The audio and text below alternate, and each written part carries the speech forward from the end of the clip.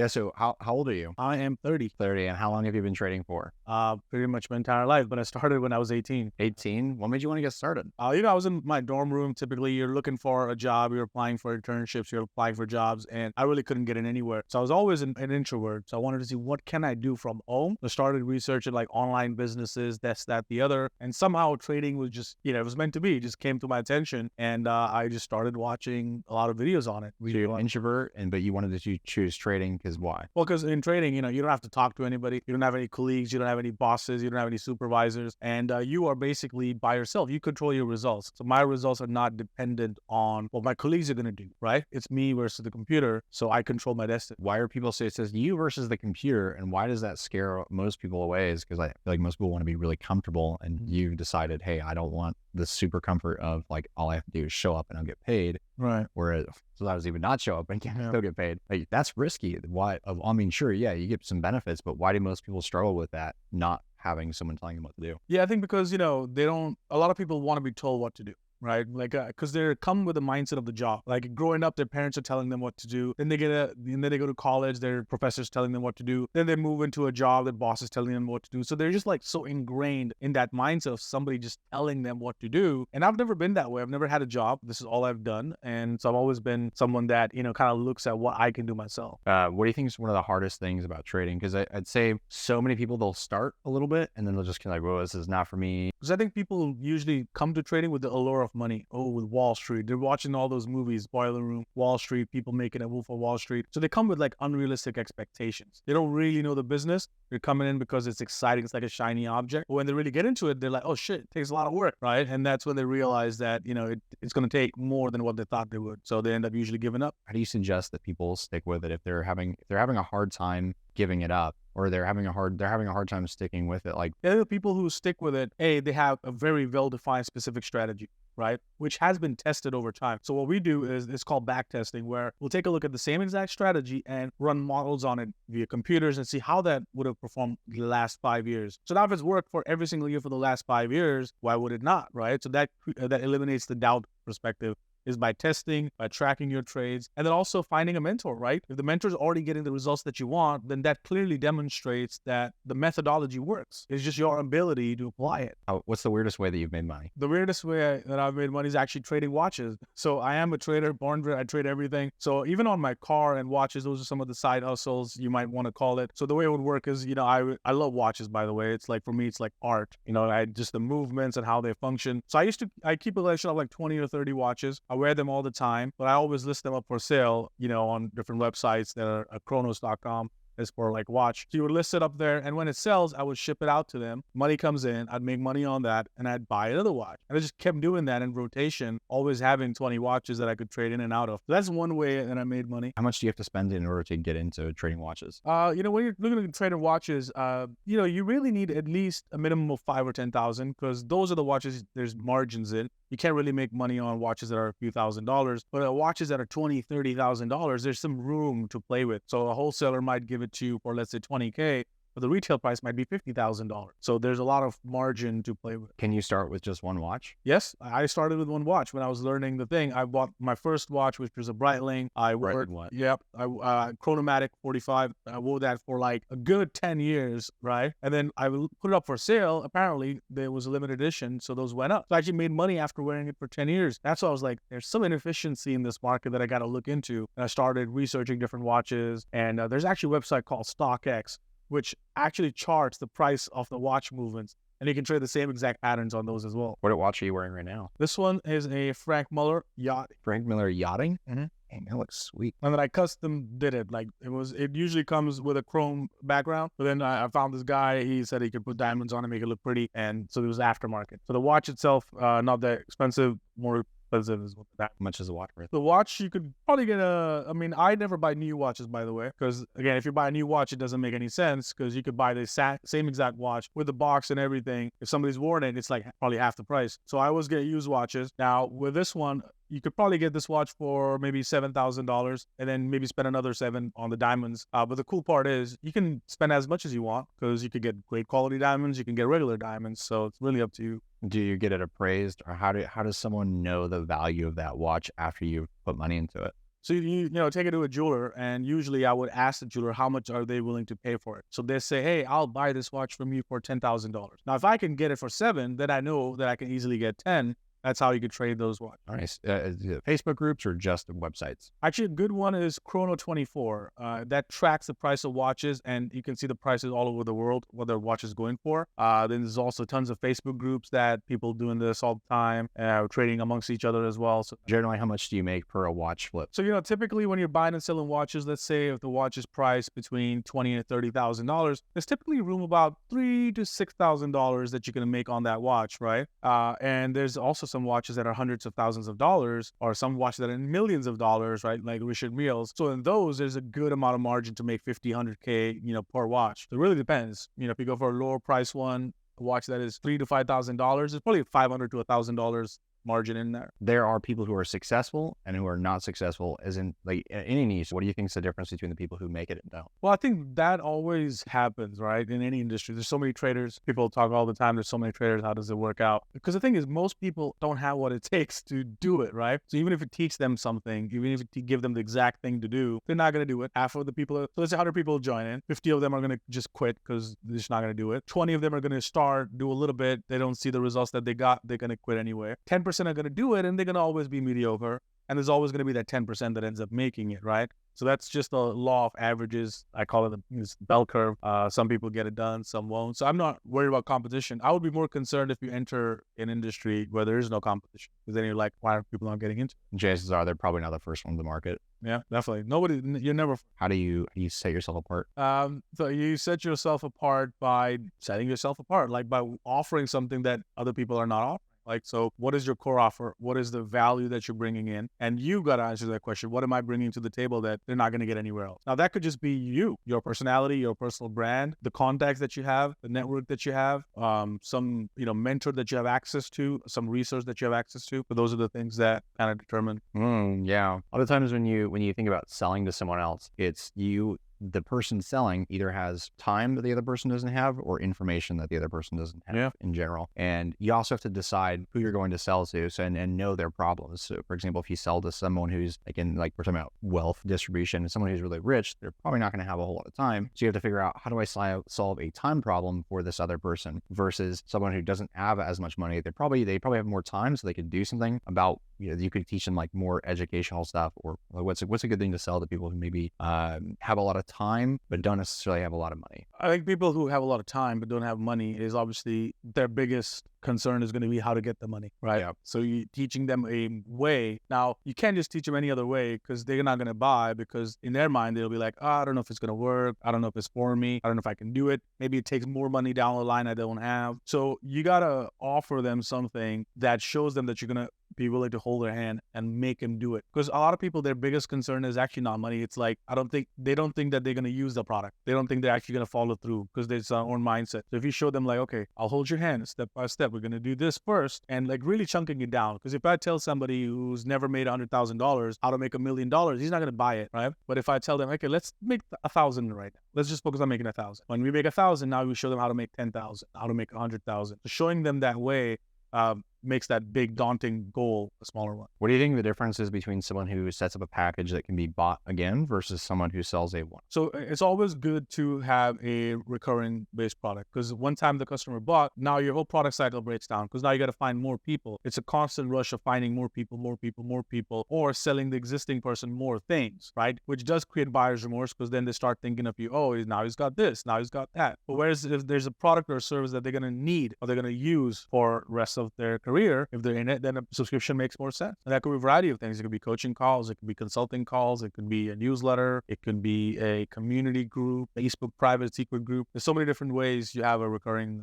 product. So if you have a giant list of customers that have bought from you previously, but you want them to buy again, how do you sell to them or get them to buy without making them feel like they have buyer's remorse? Yeah, so the buyer's remorse typically happens when you sell somebody something that they don't need or want, right? Because then eventually, yes, they'll buy it, you'll close the sale, but they're going to resent you after. after, right? So we want to avoid that. The way you avoid buyer's remorse is giving them exactly what they want, but then showing them the path on how it's going to be applied, how they're actually going to be able to use it. So painting a picture for them. A lot of people don't have great imagination. So you got to make them imagine, okay, here's how we're going to use this. We're going to do this. We're going to do this step by step. So now they can start picturing, okay, month one, I'll be here. Month two, I'll be here. I can do this. So once you get them to say internally that, okay, I can do this. This sounds easy enough. They're not going to have a buyer's remorse. But also when you're talking to them, make sure it's actually a need that they have. Because if you're solving a need, they're going to, in fact, love you for it rather than having buyer's remorse. Okay. So what if someone was really excited, like they get on the call, they're like, yeah, I want to buy, I'm really excited about this. And then maybe they fall off within, I don't know, a month or so or 2 months.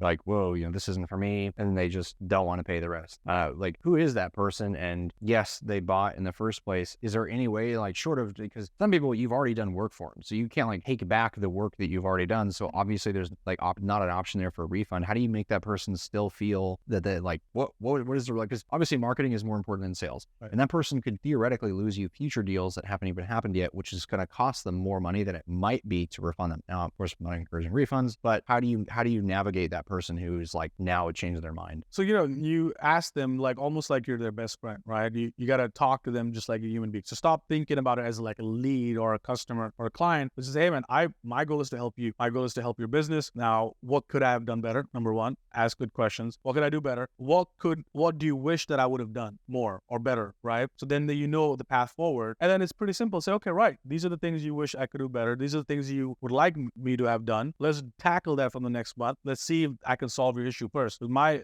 thing is to solve your issue and take care of you as a client. Let's solve the issue. Let's try it again. If it works, then we can continue. If you're still unhappy, then that's totally fine. And then always follow up, don't just take, they said no. Okay, bye. Yeah. Things can change. Things can change a month later. Even when you and I were working together, we talked for a while and it kind of fell off. And then the time was a bit different. It worked out. Yeah. So you never know when things could work out. So they're having a follow-up sequence with anything. So even when I advise startups, I'm like, let's follow up with all the prior customers. Let's see how they're doing. What could we do better in that, right? And keep asking that question because circumstances change all the time. Even though I'm working hard and I'm still putting in the effort every day, like I still allow myself to take time, and that helps me to be better, do better. It's like, it's just all about finding that harmony. Yeah. So, it's important to have some time off, right? Because if you're always working, you are eventually going to burn out. You're going to lose focus. Your attention span is going to go down. You're not going to be able to keep on going. So you do need a little downtime. Now, downtime doesn't mean spending 5 hours on your couch binge watching a whole series of Netflix. It doesn't mean playing video games until it's the morning, but it does mean, can I take 30 minutes out, right? Just to detach. Could it be watching a movie? Whatever you want to do, whatever your guilty pleasure is, but schedule that. Like, so for me, I first accomplish what I want to accomplish that day. Once I've done them, then I allow myself to have that downtime. How would I find a better balance to do it? I just have to take a full step back and just say, hey, I can't manage myself right now. There's no way that I can only play this or do this in moderation. Yeah, I think we all kind of know the answer. It's scheduling, right? Having a calendar. So like I calendar everything: sleep time, wake up time. This time I'm going to be in the chat room. This time I'm going to be on the podcast. This time I'm going to answer emails. Typically schedule 7 to 9 p.m. is like, okay, dinner and downtime, right? So I'm scheduling that day. And when the clock hits 9, my phone will tell you, hey, it's time to prep for sleep. You schedule the whole day out. That's fantastic. And that's what I love. If you can create a movement and a lifestyle between who you are and what you do, I feel like you're going to have longer term customers. You're going to make way more off of those customers because they believe. Yeah, and Apple is a culture. AirPods, whatever they launched, they'll work because now people are sold on the quality of the brand, the brand promise. Apple's known for quality.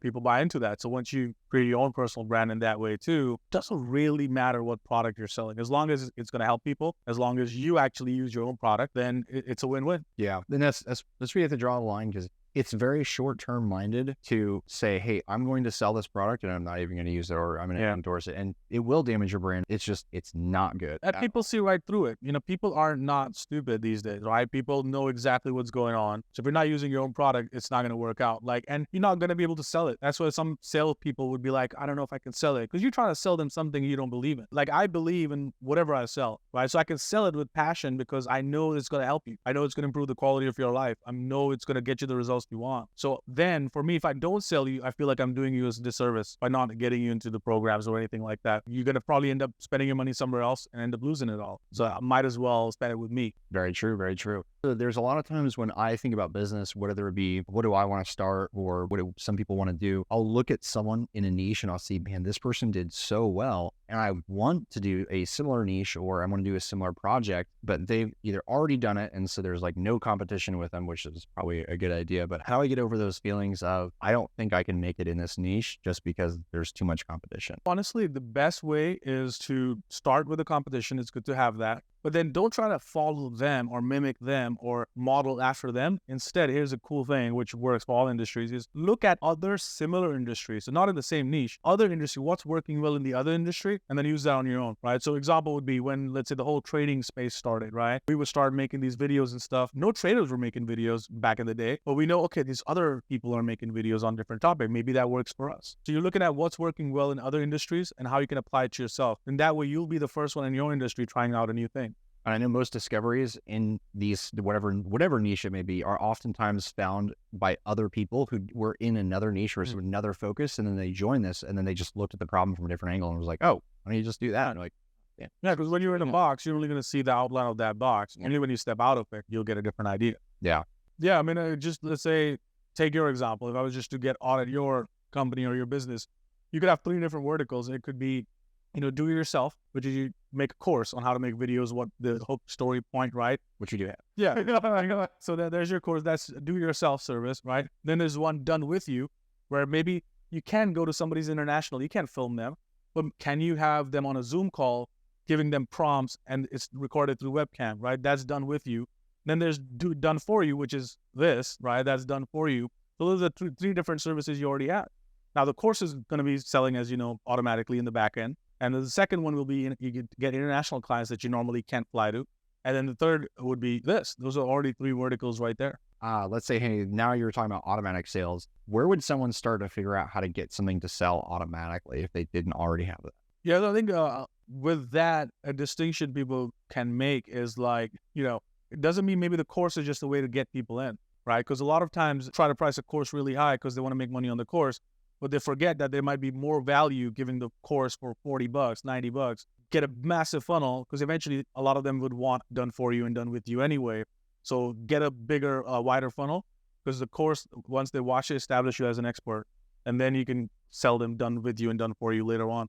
So having a bunch of different offers are really important. So like Andrew Tate, he played Hustlers University, right? He appealed to most people who are living paycheck to paycheck. Yeah. He also had a higher tier service as well. But when you're thinking about wanting to sell product to the masses, how do you get people out of living paycheck to paycheck? The goal is to stop them from living paycheck to paycheck. Then obviously your solution has to show them a way to make more money or invest more money. That's number one. So with the absence of that is going to be hard to really convert them. But the way to think about it is that you bring them first, you give them the knowledge and put their attention towards gaining the knowledge first. Because right now they don't have any money. So yes, they're going to be paycheck to paycheck, and that's okay. Like accept responsibility for your situation where you're at, but then now you got to help them how to create a plan. So first thing is they got to clear their debt, right? That's super important. Get rid of the debt. That's step number 1. Second thing you want to do is you want to teach them a way to invest, because if they're living paycheck to paycheck, that means we got to look at their expenses. We got to look at where that money is going. And I have yet to find somebody who's not spending money in stupid places that could have easily been avoided, right? For example, if you go and getting coffee from Starbucks every day, sure, you can do that now and again, but if you're having coffee every day or 2 times a day, you can make your coffee at home.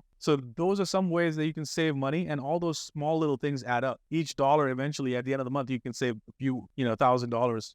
Fundamentals to sales marketing are all the same. Like find what their pain point is. But if you can just solve that, that's it. They literally are telling you this is what I'm struggling with. And if you're the one who can offer them a solution, because they've already been looking. If they're already on a call with you, if they're already reaching out to you, or maybe you reach out to them, but they scheduled the call, they already want it. They wouldn't schedule it if they didn't want it. So just find out what it is that they really want to move forward. And a good question to ask them is like, what's stopping you from taking action right now? I like that you said when someone's living paycheck to paycheck, the thing that's going to get them out of that, hands down, focus. Because a lot of times they're so worried putting out fires everywhere. You need to really like bring it in and just say, hey, all right. Yeah, organization is the big thing, because you get overwhelmed just thinking about a big mountain. Now you're like, okay, first things first, we're going to break down what the expenses are. Let's pull out the statements for the last 3 months, itemize all these expenses. What is something I'm regularly spending on that could be avoided, right? That's kind of how you would want to look at it. I'm already thinking of like ways that I could theoretically sell it, or what I would do if I were to make a course. I think the first thing I would say is move back in with your family or find some friends that you can move in. Yep. Period. I don't want to hear any excuses. You want to live with other people. Yeah, well, too damn bad. You're not in a place where you can do that right now. Yeah.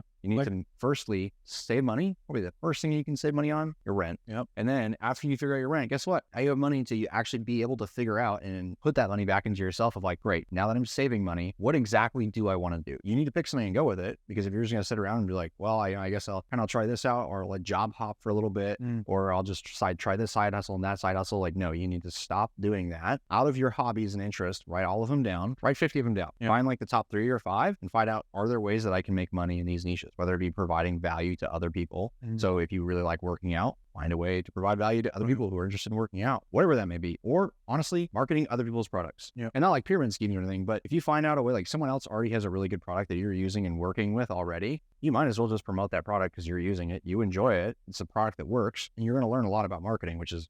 Find something that offers you commission for your skills. And then that's a surefire way to start without having your own product, without having your own business. But to be on a different point, when people say like, oh, I live in New York City, I live in Manhattan, and I'm living paycheck to paycheck, I'm like, just fucking move. Because if you literally just move to a different state, you save 8.25% in tax. So now you're already 8.25% ahead of living paycheck to paycheck, right? And the second thing you do is rents are going to be way cheaper somewhere else. So if you're here in New York and you're living paycheck to paycheck and you're complaining about it, you have no right to do that. Like, there's no right to complain about living paycheck to paycheck. Just move. Yeah. How did you get abs the first time? Honestly, I think all good things come from a dark place. So I was like in a darkest spot. I was like, I got to make a change. I got to do something crazy. So I started boxing, and that was intense. I had a really good coach. This guy would like make you walk circles around the university all day long to build your stamina up. And while you're doing abs, he'd come and literally stand over you. If you're doing push-ups, he would stand over you. And if you fell down, you had to do a few more rounds of the university. So that was like discipline. It's like army type of discipline, right? You created that. And then also, I didn't really eat a lot. I was intermittent fasting pretty much throughout the day. I'd either have like one good meal at nighttime, and I would work out a lot. Like boxing would be every 3 days a week. But the days I was not boxing, I would still do weights. I'd do cardio. And it's just where I think everybody really knows. And I do too. And hopefully I can get myself to get back. Is that a commitment? That is a commitment. That is a commitment. Like this year, next time we see our video 6 months from now, whenever you come to film next, then you will see the difference. No doubt about that. Do you feel like there's anyone out there who's successful who doesn't have a calendar or a schedule or a morning routine, but like just, you said in general, just structuring your day, like, hey, I'm going to have some sort of... What gets scheduled gets done. Simple as that. If you don't schedule, it's not going to happen. Same thing, I guess, with workouts. I can be lazy. Let me finish my work. Maybe in the evening I'll go. In the evening, you get a phone call, you get caught up in something and you don't end up working out. Oh, now it's too late. Excuses come in, right? So now it's like, it's a schedule. This is what I do. This is the time I answer emails. So if you email me outside those hours, I'm going to answer. Every successful person I've met literally goes by a schedule. It could either be on your phone or having an assistant. But the best investment, to be honest, is getting an assistant early on. The first thing I did, get an assistant, because you duplicate yourself. Her job is to answer the calendar. She'll send you a text. Hey, you got a 2 p.m. Hey, you got a 3 p.m. Just those things keep you focused. How do I do that? How do I get an assistant? Well, find somebody. The best assistants would be found through your circle. You get an interview. It's a long process. You never know who you're finding. So for me, I attend a lot of workshops, personal development seminars, and all sorts of things. You meet people all the time. And so I hired my assistant. She's been working with me since 2017. Never had any issues so far. I met her at a personal development workshop in New York City. She was sitting right next to me. We had no idea who she was. And she was talking about finding a new career, wanting to do something from home, that her passion is to go to like Africa or Tanzania or all these countries to,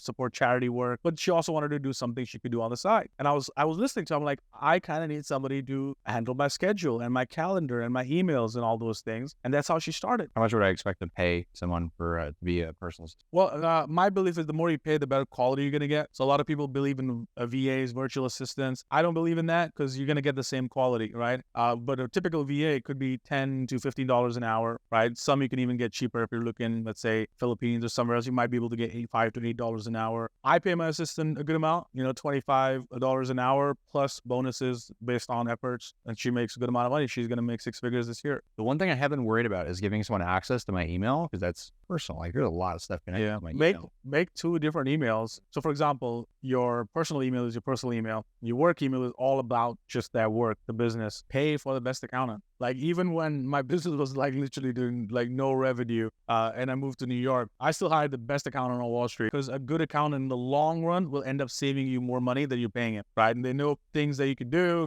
And I'm not a registered accountant, CPA. Get your own tax advice. So hire a good accountant. He's going to save you more money than you're paying him. The one caveat there I've heard two different schools of thought. One of them is you should pay as much taxes as you possibly can, for the reason of like, hey, or as much within reason to say, I want to guarantee I'll never get audited. There are some people who do that, which great guarantee, by the way. Other school of thought is I want to mitigate tax drag as much as possible.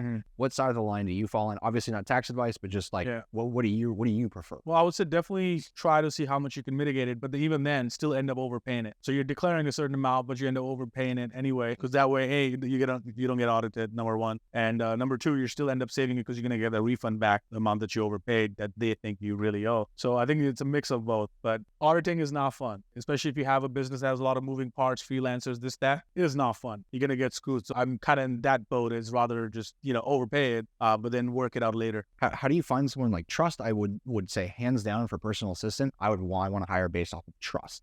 Because they're going to have access to a lot of personal things that other people aren't. Right. Like, how do you find someone that you trust? Especially, it's hard to know. So how do you vet someone who would be a good... Yeah, I think that exactly to your point, that goes back to why I don't hire VAs, because they might be anywhere in the country. Who knows what's happening with the data, right? Step one, preferably find somebody in your same city that you can meet up with, do regular powwows, grab coffee with, right? If somebody you never met, you don't have that connection, you don't have the rapport. They're more likely to do something that you wouldn't want to do. So that's step number one. And then the other real thing is to, trust is not something you get. It's something you earn. You have to build it over time. So don't just start off with be like, okay, here's my bank account, here's my passport number, here's my debit card number. Start slowly. Hey, let's start with one task. Let's get that organized, order. Okay, emails are answering well, my schedule's being handled. Okay, now let's move on to this. So you build that trust over time. So I would never give my financial information to my assistant until we were like year one, because I built the trust. Okay, she's got the emails down. Okay, she's got the schedule down. She knows how to book me on podcasts. She got that down. She knows how to set up meetings. She got that down. And then slowly build that trust that now she has, if I need to book a ticket for travel, she'll have my passport, she'll have my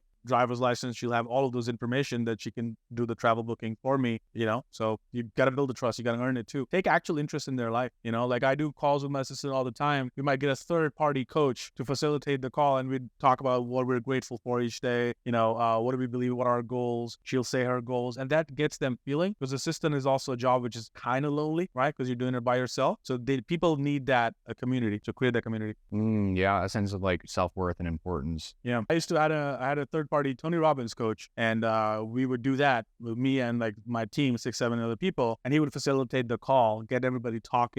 I think that's really important if you're trying to build a team that's going to scale. How much money do you think someone has to make before they really, really make it? I think that will be something that's relative, right? Because, let's say if I ask Donald Trump, is $10 million a lot of money? He's probably going to say no, right? But now if you ask somebody who's never made a six figures, you ask him for $10 million, it's going to seem like a lot. But the thing is to realize there's no such thing as enough money. It's always a battle. And here's why. Because your lifestyle adjusts as you make more money, right? When I hadn't never made $100,000, to me making $100,000 seemed like that's going to be a really good lifestyle. But when I made it, guess what happened? My rent went up because I had moved to a different place. My lifestyle adjusted. So now you're in the same place. Then I was like, if I make $1 million in a year, that would be amazing. And I made my first million. I was like, but then I bought a car, then I moved to the city. Like, your expenses go up with it. So I don't think there's such thing as enough money. You just got to constantly be striving for more. I do think that $1 million, what it used to mean 10 years ago, doesn't mean the same anymore. Do you have any habits or addictions or pet peeves? My values are my pet peeves.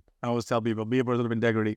Do everything with that lens. Because then, like I do all the things that I do, I look at it from the lens of, what if 10 years from now it gets published in the newspaper? How would I look at that? Right. So that's why even when we're doing content, some of the stuff I might be like, I don't know if I want to do that. Because what if 10 years from now, the brand has positioned completely different, and then people can pull out these, video clips. So I'm always thinking with the integrity mindset, what will I always feel comfortable with? What if in future I have children and they look at my videos from back in the day? How would they perceive their dad, right? That's another thing you got to think about. Doing everything with integrity and morality at the top of the value list. Oh, awesome. It was a good talking with you. I appreciate it. Good. Perfect. Yeah. Thanks. Sounds good.